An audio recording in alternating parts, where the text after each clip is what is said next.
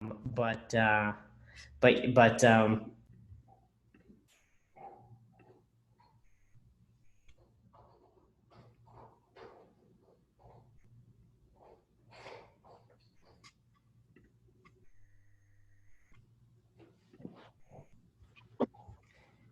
hello and welcome. This is Sergio Marrero, and we are here at RBL1 Live with Jewel Burks Solomon, who is an investor and also a founder for So thanks for joining us, Jewel. I'll share a little bit about her background. She's a graduate of Howard University. She formerly worked at Google and well, now is back at Google. She's a boomerang working at head of Google for startups, but she was previously founder of PartPick, which is a company that was sold to Amazon, and now is managing partner at Collab Capital, as well as head of Google for startups. So thanks for joining us, Jewel. Thank you for having me. Of course. Yeah, so I was talking to Jewel before we started just to prep. I was pumped. Always been a fan and of your leadership in the space, especially for underrepresented founders, and leading the way. But I really wanted to start. I wanted you to talk about PartPick. Can you share with the audience what was PartPick, and we'll kick it off from there. Yes. First of all, just thank you again for having me. Super excited to share and to meet you all. Hello, everyone who's on the call. So PartPick was my first company, first legitimate company, let me say. And it was technology to recognize replacement parts. So I came up with the idea while I was working in the parts distribution space for a company called McMaster Car, and really felt that, that the company was good, not a bad company, but hadn't fully leveraged technology to help its customers. And so I came up with this idea to make it super simple for customers to find replacement parts by taking a picture. And I thought that it actually wasn't the best idea for me to pursue at McMaster, but that I should pursue it independently. So I quit my job and built the business over the course of about 4.5, a little over 4 years. And we built this technology, built a team around it, got some great customers that we licensed the technology to, and then ultimately sold the business to Amazon into 2016, where we integrated the recognition technology into the Amazon mobile app and then launched other visual search products as well. So great experience learning kind of end to end what it means to start a business and take it all the way through to a sell, and even further actually staying on with the acquiring company and making sure that it was able to launch properly at Amazon. That's amazing. Yeah, staying on about 3 years or so, which is awesome. And for those that don't know about your background, how did you go from majoring in marketing, right, to saying I'm going to lead my own startup? And it's not like it was a marketing based startup; it was a technical startup, right? Using technology to visually recognize parts seems pretty technical. So can you talk about how you made that journey and how you developed or enabled the skills to get that done? Yes. Using visual recognition to recognize parts is quite technical, far more technical than I had the skill set to build. So the biggest thing is that I knew how to, or actually didn't know how to, but was able to find great technical talent to help me in building out the idea. And I was lucky because I was living at the time just around the corner from Georgia Tech. And I was 23 years old when I came up with the idea. So I still looked like I could be a student. And so I went on campus, with my backpack and sort of blended in. Was able to find people who were actually, finishing up their PhDs, really very much studying the theories around the types of ideas that I wanted to put into practice and reality. So I was able to find people who had an interest in finding commercial application for some of the things that they had spent years and years studying. But definitely I did not have the skill set to build it. So it was a matter of kind of pairing what I learned on the job as far as the market and the opportunity there with what I was able to find as far as talent that could actually help me in bringing that my idea to market. But it was definitely a journey. It took us 2 years to develop the technology to a point where it was ready for customers, and lots of stumbling along the way to get to a point where we had something that was ready. So yeah, lots of learnings there, and happy to go into more detail about sort of how I identified the team, how we built the technology, how we were able to get it to market, all of that. If you could share a little bit when you started, and the reason we like to do this is because some of the audience are aspiring founders. So it's like, were you building while, like, was this a side hustle before you just quit your job and did it? I tell everyone, I've gotten so many calls from people that have said, I quit my job, now what should I do? And I'm like, get your job back and build while you're working, is usually my first advice. But I'll turn it over to you to share your story. Yeah, yeah. I consider myself a side hustle queen. Like, I really believe deeply in um, having however many jobs you need to have, or as long as you need to have them to accomplish your goals. I actually recently wrote a post about managing 2 jobs and how I currently do that. And I've always pretty much had multiple jobs at one time. And it's probably, not the best thing, but I really don't think that you should sacrifice like your living situation and your lifestyle that you want. I think you can find ways to make it work.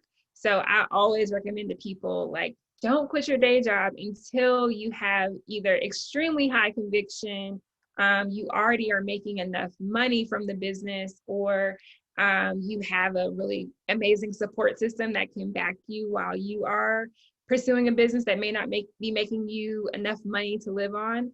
But I think it's unique to every single person in their situation.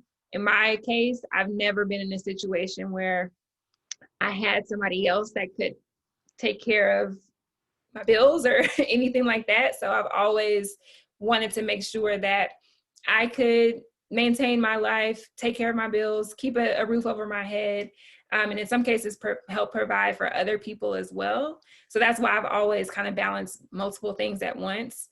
But everybody kind of has to take stock of their own individual situations when they make decisions. But I always recommend for people, if they can, to save up, save up way more than you think you should before you take a leap into an entrepreneurship journey, because generally it's always going to take longer than you expect for the business to get to a point where it's generating enough to support you and maybe support a team if you have one. So that's typically my advice. But if you have the ability to just jump on out there, great, that's amazing, go for it. Just make sure you have everything kind of in a row before you just completely take the plunge. Awesome.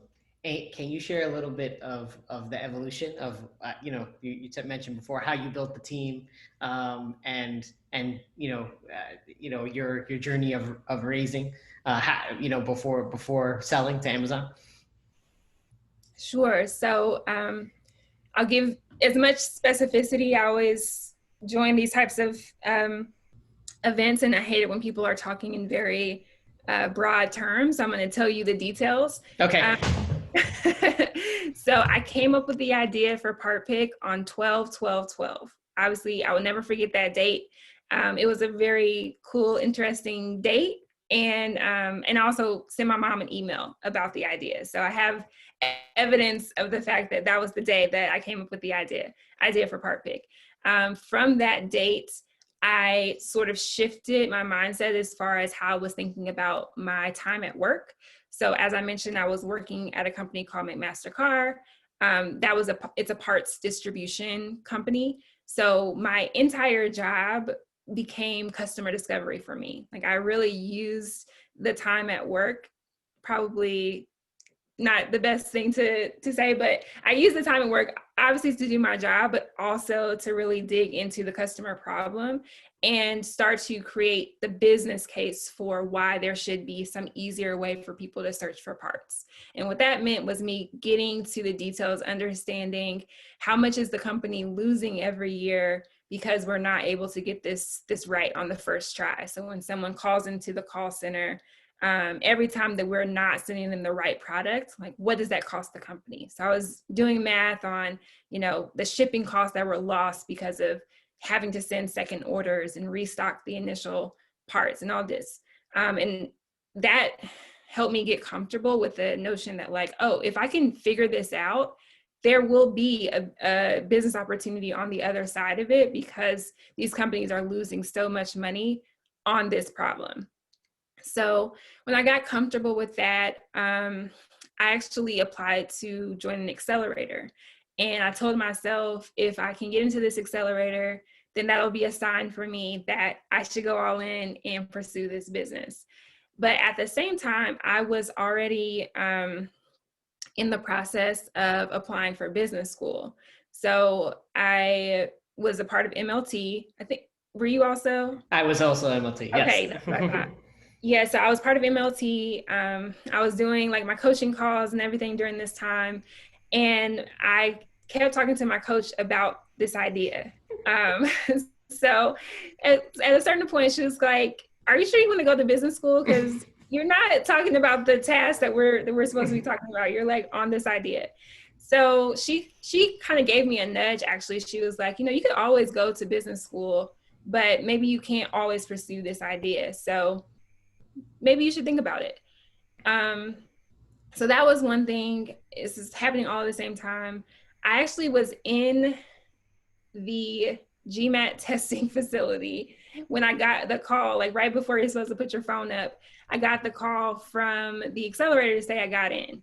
So I took that as a major sign that I need to, don't worry about the MBA right now and go forward with the idea.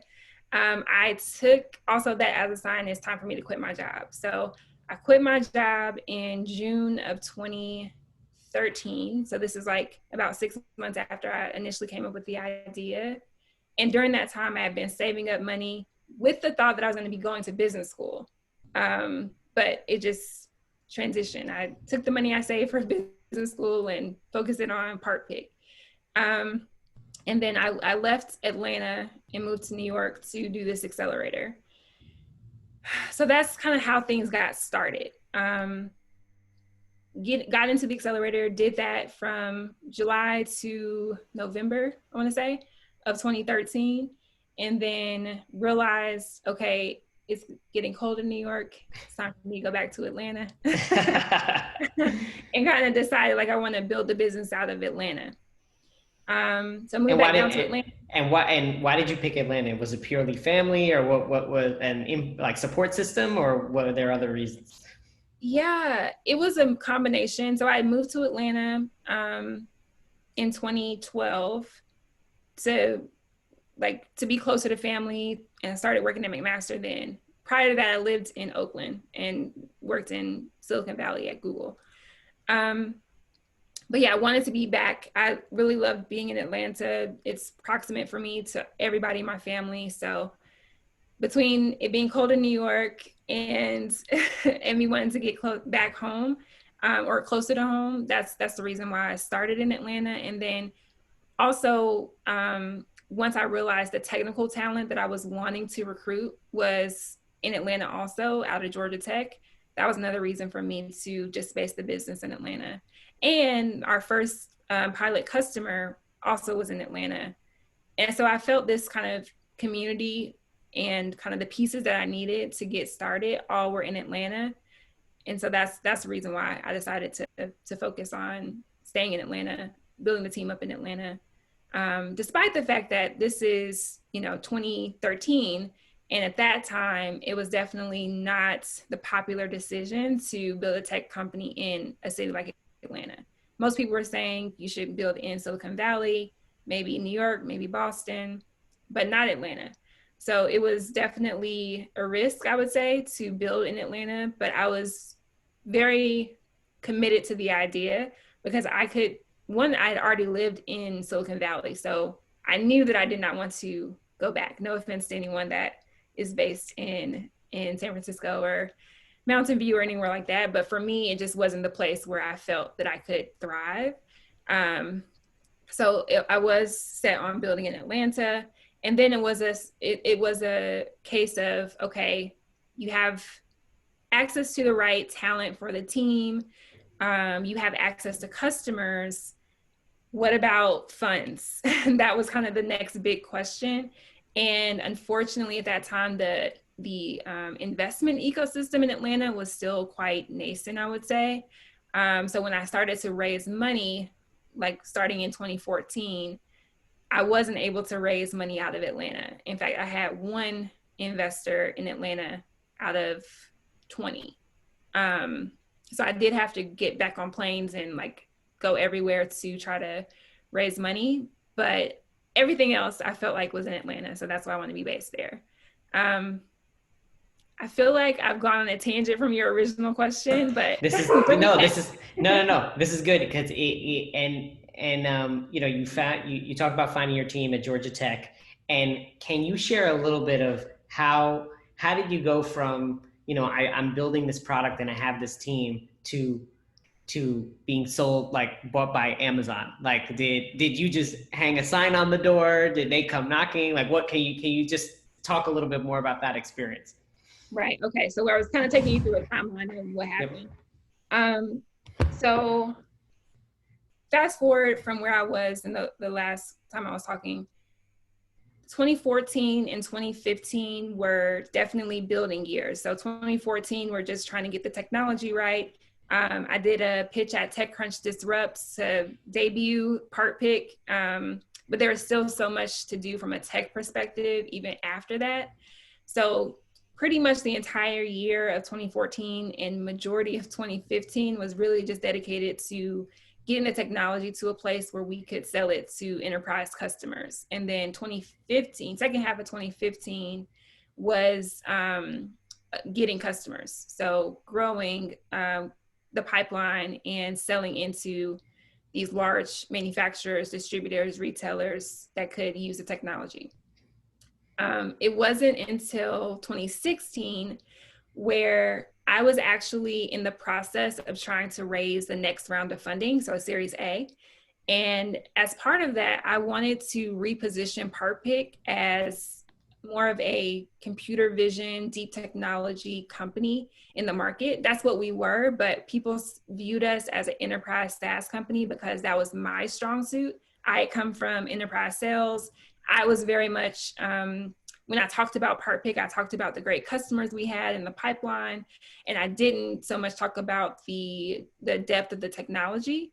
And so I wanted to reposition us because I didn't think it was fair for us to be compared apples to apples to like, turnkey SaaS platforms that didn't have the depth of technology. I wanted us to be compared to AI platforms and AI systems that had more of the tech components. So in order to do that, I wanted to elevate our CTO as a thought leader in the artificial intelligence and machine learning space. So I started to reach out to different conferences to get them to invite her to speak at the conferences, because that's a great way to boost kind of the profile of your technical talent if you're building something that's highly technical, and also publishing research and that type of thing. So she one of the conferences I reached out to was like, yes, you're right, she's amazing, we should definitely have her. So she did a session at a deep learning conference in Boston. And the session was like, how we determine threads per inch in screws using computer vision or something very technical. And so Amazon corporate development was in the room during her presentation and they loved it. So that's really how we got on the radar of their corp dev team. And from there, that is what started the conversation as far as them putting an offer out to acquire our company. But I was not in the market to sell, as I mentioned. I was in the market for us to raise more money so we could keep building the business. But what happened was we were getting term sheets for the Series A. I was not happy with the term sheets. I didn't particularly care for the investors and how they were sort of treating me in the process, and honestly just kind of undervaluing what we had built and putting what I felt to be unfair obstacles in the way of us actually getting money in the bank. So I had a comparison of these Series A term sheets versus this acquisition offer, which from a valuation perspective looked better than the term sheets. And from a realistic perspective for me, ultimately made more sense to go ahead and sell the business at that time when I had the ability to sell, given the fact that I was the majority owner and my understanding of what was happening in the market on a broader scale. When I looked at other computer vision companies that we were competing against, getting bought up by Facebook, Amazon, Google, I was seeing that happening. And so I felt like it was the right decision for me to go ahead and sell the business at that time, because I wanted to achieve a bigger goal around getting the technology in the hands of people everywhere. And I saw a better path to do that. And honestly, I saw a path where I could achieve financial goals for myself and my team and my investors. So that's the way we got to the acquisition. Obviously, well, maybe it's not obvious, but acquisitions can be really challenging. So I would say that the time between June 2016 and October 31st, 2016, when we actually signed the deal, it's probably the toughest months of my entire life. Just because it's really hard to negotiate and to just go through the terms of such a deal pretty much by yourself. In my case, I negotiated the deal with their corporate development person, just the two of us. So that was really challenging, but ultimately we got it done, and we were able, my entire team joined Amazon to work on the integration after that.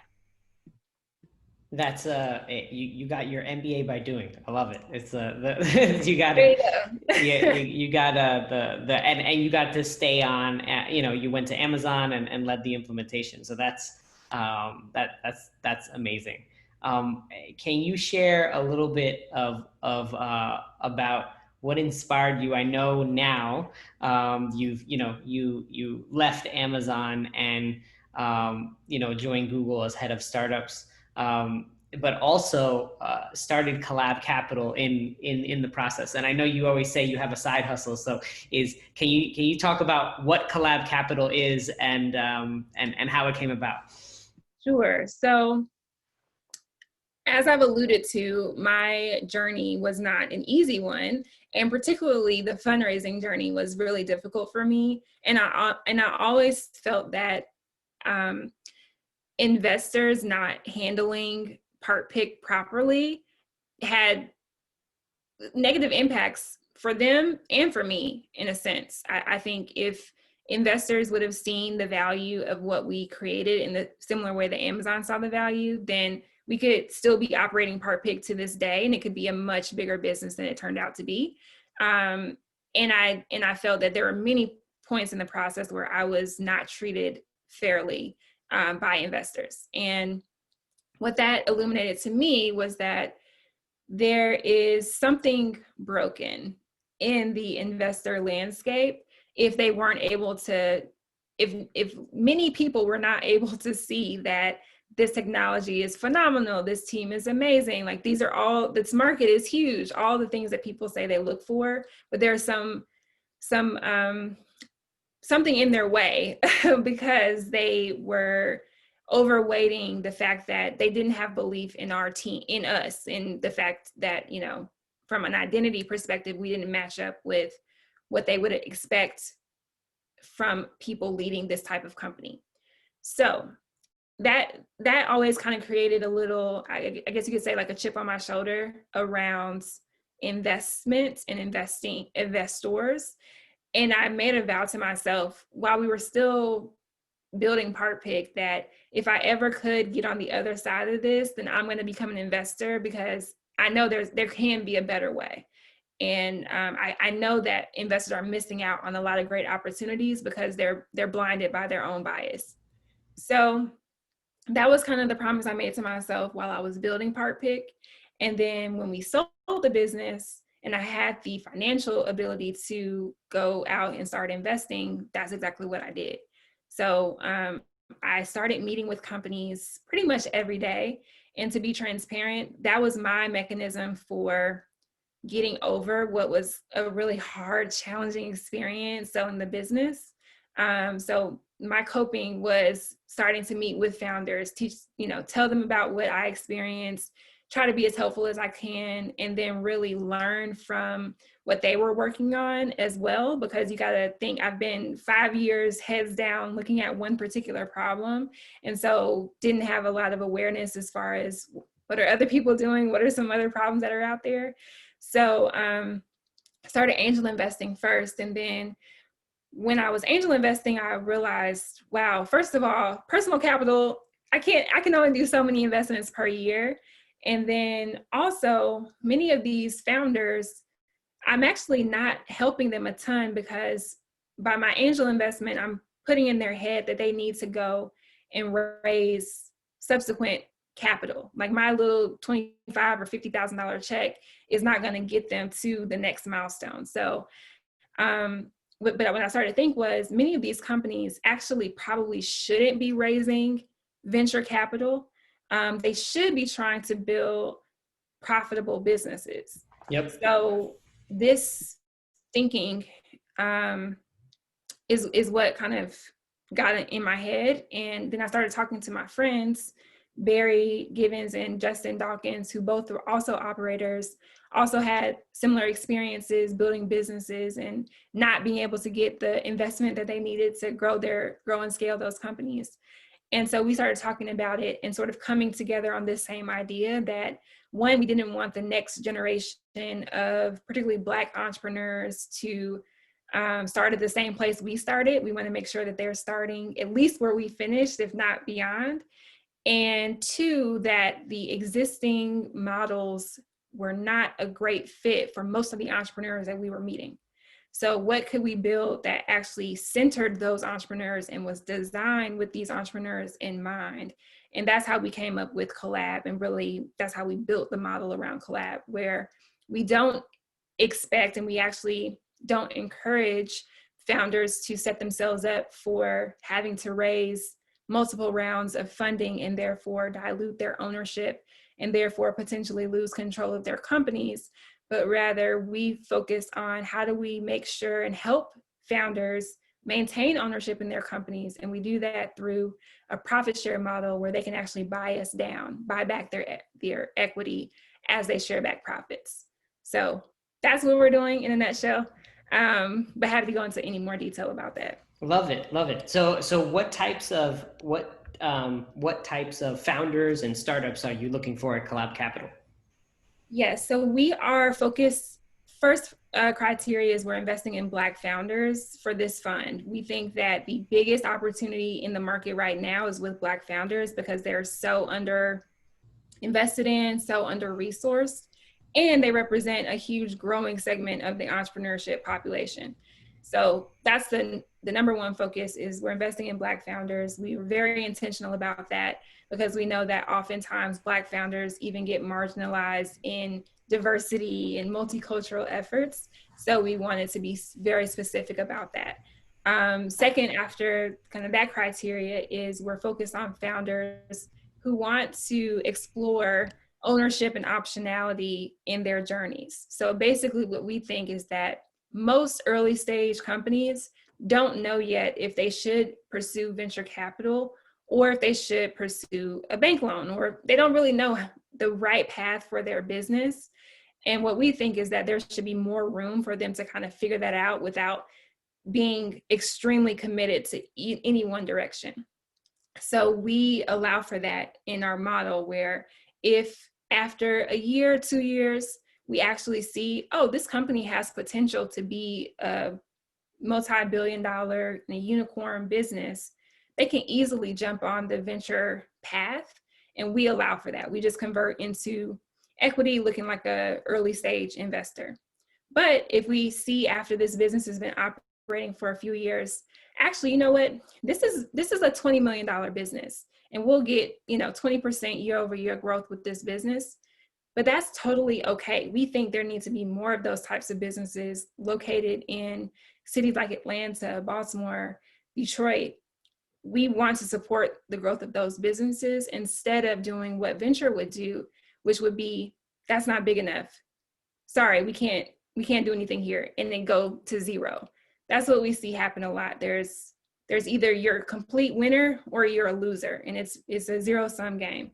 We think there needs to be more folks in the middle, because the 5, 10, $20 million businesses, those are actually the businesses that are the backbone of the country and create real sustainable, wealth, generational wealth in communities. And that's what we're going after. So does that answer your question? Yeah, that's great. No, I really love the diversified model that you talked about, because I mean, we even at Rebel One, when we're looking at startups, like, if you're working with traditional LPs, they want to see that you're doing what every other venture capital fund is doing, but there hasn't been a lot of innovation in venture itself, right? Like, you can put in money and they can pay you back up to a certain multiple and maybe you're out, right? And like, there's different, like the revenue share model, venture debt and equity, and the combination thereof is, I think that there's a lot of room there for innovation. So I'm glad you're paving the way, especially for Black founders to move. How do we move? Figure out how we move for the needle for them. Yep. No, that's great. And what size investments are you making? Like, what when founders should come to you? And when should they come to you in their journey? Right. So we are investing post product. So we're hoping that founders already have something that we can test and play with, and hopefully a few users or customers have used as well. So post product and post revenue is the best case scenario, although we're not expecting you to have hundreds of thousands of dollars in revenue. We're really just wanting to understand a bit about the mechanics of the business. So the more we can understand there, the better. One unique thing about our model that it allows for is we think about technology companies because that's where we've built businesses, but we have a little bit more expansive definition there. So we're investing in what we consider to be innovation companies. So for example, our first investment is in a company called Hairbrella, which is a reinvented rain hat. So not a technology business in the traditional way, but it's a very well designed and engineered product. And so, we're excited to support that founder. So I think we have a little bit broader perspective on the types of companies that can be successful and that we want to support. But yeah, to the point where they can come, we're post products, post revenue is best case scenario, although we will, we'll look at companies that may be pre-revenue or just have early pilots. And then as far as the check size, we're writing checks between $350 to $500K for the first check. And then we have the ability to reinvest if the business is working and doing well, up to $1 to $2 million additionally. Great. So, thank you for sharing more of that. And to shift it a little bit more of, we've talked a little bit about your work elevating underrepresented founders. We haven't touched on your work at head of Google for startups. Do you want to share a little bit about what you're bringing to Google? Sure. So I'm bringing to Google the same things that I bring to everywhere I go, which is just this extreme passion for making sure that underrepresented startup founders have access to the resources they need, the people they need, the funding they need, kind of all the things that they need to grow and scale businesses. So I'm doing that exact same thing at Google. Really just trying to open up the pathways between startup founders, startup communities, and the best of Google. So we think about products, people, best practices. That's what I focus on, and I do that in a number of ways, either through programming, and also partnerships. So I run a program right now, we're wrapping up, called the Atlanta Founders Academy, where we have 45 Atlanta-based founders over the past, I guess it's been 6 months now, all of quarantine, basically. We've been doing weekly and bi-weekly sessions with them, from everything from a sales strategy to fundraising to even mental health and wellness as a founder. So that's one program. We also co-run a program with our developer relations team called the Google for Startups Accelerator. So we recently launched our Google for Startups Accelerator for Black founders, as well as a Google for Startups Accelerator for women founders. And that one spanned across US and Canada. So lots of programs, which you guys, if you're interested, if you're founders and you want to get connected with Google, make sure you're following Google for Startups on social accounts so you can see when the applications for these programs open up. And then the second part of it is working with partners. So we have ecosystem partners across the US that we are able to get the best resources of Google to them, and do things like sponsor people to be a part of their programs, or run our academies with those partner organizations. And then next week, October? Yes, next week, we're going to be kicking off our 5th year of a program that we run in partnership with American Underground in Durham, North Carolina, called the Black Founders Exchange.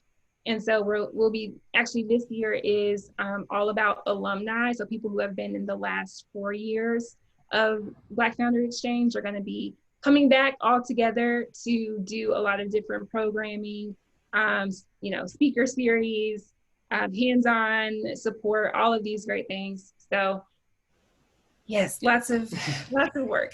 That's awesome. All in the name of helping founders. No, I love it. And, on a broader level, taking it up a notch, like, we talk about that, all the protests with George Floyd, like now that we're actually paying attention to the systemic issues that are embedded in the US and beyond, like what needs to shift, like at a systems level, right? If Jewel can wave a magic wand, like what are big things that we need to call leaders to do? Ooh, I could probably do a whole talk on just that. But maybe we'll do another session on that. I'll just poke and see what Jewel has to say. Yeah, I mean, there's so much to be done. But specifically related to like investing in founders. So like, well, I'll leave it there. Like not to, yeah. Yeah, narrow it a little bit. Narrow a little bit.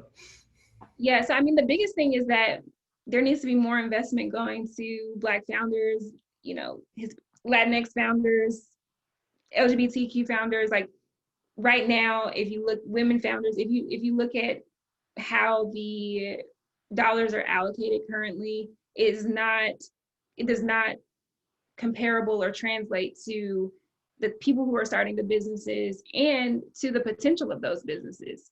It really is a function of who you know and who sees themselves in you. And so given the fact that majority of the people who are writing checks look a certain way, that is how we come to what we have today of, majority of people who are receiving checks looking a certain way. But the reality is all of this is a pretty risky game as far as investing in early stage companies. So in my opinion, there is really no reason why it shouldn't be a more equitable distribution as far as investment goes across the board, that is kind of commensurate to who's starting the companies. So that's the thing that I hope to see change. Dollars flowing into different corners of the country, different corners of the world even, that is more representative of where people are actually starting businesses, and then where those businesses can actually be impactful to communities, and where the businesses and the problems that they're solving actually matter and will make a difference in people's lives. So my biggest thing is just, we need to be writing more checks. We need to be giving more people opportunities, more access. to not just the dollar resources, but also to the networks and to the customers, and everything they need to actually grow their business. That's what I'm in pursuit of through all of the work that I do. And I'm hopeful that people step out of just the conversations about it and move into the action. That's what I'm hoping to show, so that other people can also kind of do the same thing. Well, I think that's a perfect way to end on that note. So for those watching, thank you for watching Rebel One Live. This was Jewel Burks Solomon, who is head of Google for startups and then also managing partner at Collab Capital. For those founders looking to connect with Collab Capital, the link is in the broadcast notes. And thank you, Jewel, for joining us today and inspiring us with your story. So thanks again. Thank you.